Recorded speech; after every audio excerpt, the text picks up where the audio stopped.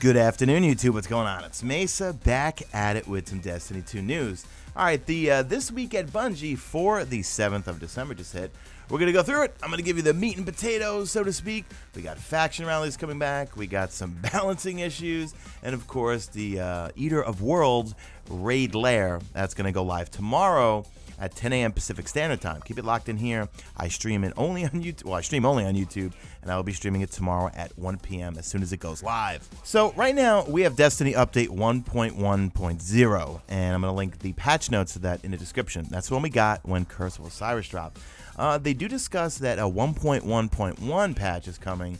That's going to be next week, and they don't say anything more. We'll have patch notes, and they'll let us know when it's going to be live. Next up, they discuss the race begins tomorrow once more, and that's going to be for the Eater of Worlds. That's the new raid lair, and I'm looking forward to it. I'm going into it with an open mind. I hope it does feel like a new raid, because they do say there's going to be puzzles. I'm going to read this quote here. Players from around the world will be seeking the title of World's First, looking to solve puzzles and conquer enemies with speed.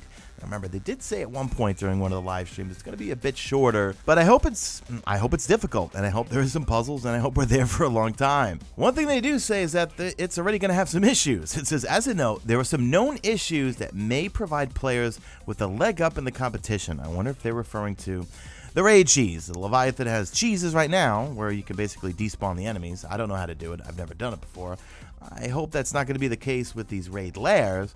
But anyway, it says, while we were not able to address these prior to release, we did not wish to postpone the availability of this content. Keep it clean, lest ye be judged. Next up, I'm going to throw a bunch of images on screen because next week on the 12th, we're getting another major update to Destiny 2, but then also Faction Rallies is coming back. So if you look at the images, it looks like the gear's a bit different, and there's some new weapons to earn for the winner.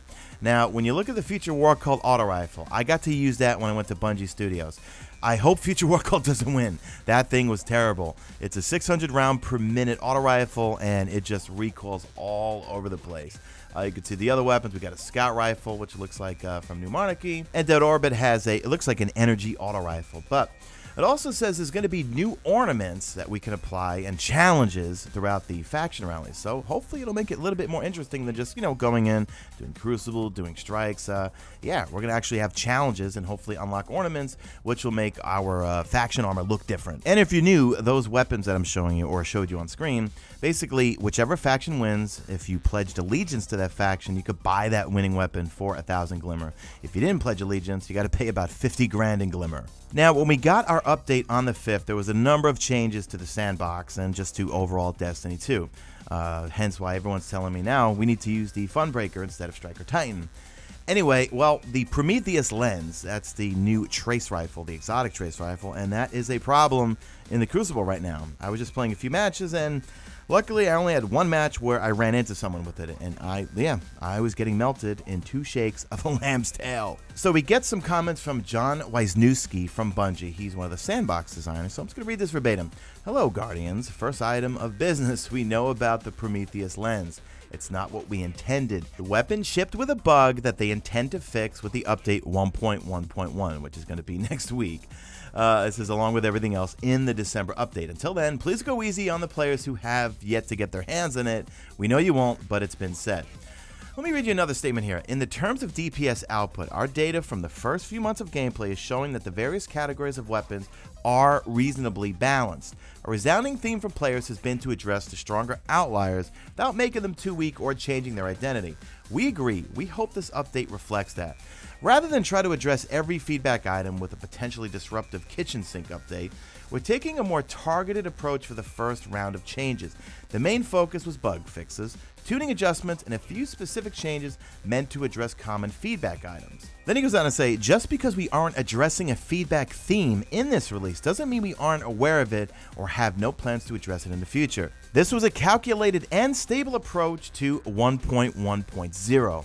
We'll see how this one plays in the wild and reevaluate going forward. Thanks for reading, thanks for playing. So I'm going to have the full patch update next week when it goes live, 1.1.1, and that's also when we're getting the Dawning, we're getting faction rallies, and I'll be streaming right at 12 noon.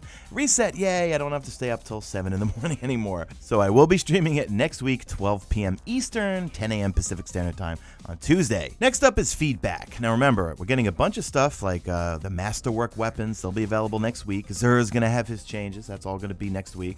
In the feedback section, they bring up a common theme. As a player, I wish to earn more meaningful rewards from pinnacle activities. So here we go. I'm going to read this verbatim. Next week, Masterworks will be implemented to add more value to rewards that can be obtained from a variety of sources, including gear from endgame activities. But the work doesn't stop there. Planned for early 2018, we are looking at how raid rewards can be updated and to create more meaningful experiences. How exactly this will be realized in-game is something we'll detail closer to deployment, but this is one example of feedback being investigated by our team. We'll talk more about all the changes you can look forward to in the new year once it arrives. Man, I hope on that list is going to be modifications to armor that are interesting, okay? Especially the raid. Give us some bonuses that are going to help us in the raid, as well as in the raid lairs. So remember, folks, keep using the feedback forum and provide them with feedback. I mean, we all want more endgame stuff to do. I mean, people think I don't... Listen, just because I don't vocally say it nonstop on Twitter and Reddit, look, I want more endgame things to do as well. I love doing the Leviathan raid. I'm looking forward to trying out the raid lairs tomorrow, but I really want better rewards, and I feel like I want unique rewards. The Prestige raid set, I love the way it looks, but to be frank, it doesn't benefit me in the raid. I'm really curious as to how they're going to do this, and I think the only way they could do it is by implementing some sort of mod system, or perhaps they could maybe the Prestige gear will start dropping just stuff that will help you. I don't know. I'm thinking off the top of my head here. So I will link the full This Week at Bungie in the description. Check out also the help section. It's called The Age of Osiris. So they talk about a number of issues, whether it's the HDR on PlayStation 4, and also with the Eater of Worlds Prestige raid ornaments. That it says, well, while Prestige mode for the Eater of Worlds raid lair has not yet been announced, ornaments are currently available for preview. We have identified an issue where the unlock requirements displayed in ornament tooltips are currently false. We are seeking to address this issue as soon as possible. So, then it goes on to say, these ornaments require completion of the Eater of Worlds raid activity on Prestige difficulty. The description for the head and leg objectives are currently reversed. Now, Trials of the Nine is still on this weekend. It says we're addressing this issue as soon as we can with regards to the Prometheus lens. But Trials is going to be on, and I know I probably won't. Well, I don't play Trials. You know what? I'm curious. I hope Trials is getting some new gear, new weapons, and everything with Curse of Osiris this weekend. But anyway, I'm off on a tangent. I don't know. Trials is going to be brutal if you have... Well, it's going to be brutal if you don't have a Prometheus lens. We'll see how it plays out. I will tune into... Let's see. Who do I watch on Twitch? You know what? I'll watch Real Crafty. I'll see what happens there. That's it, guys. Let me know what you think of all of these changes and stuff coming. And that's it. I'll be streaming tomorrow, 1 p.m. Eastern, for the new raid lairs. That's it, guys. Do me a favor. Drop a like in this video. Only if you see fit. Follow me on Twitter at Mesa Sean. Check out my stream. Usually and always on YouTube. And that's it. I'm out of here like Vladimir.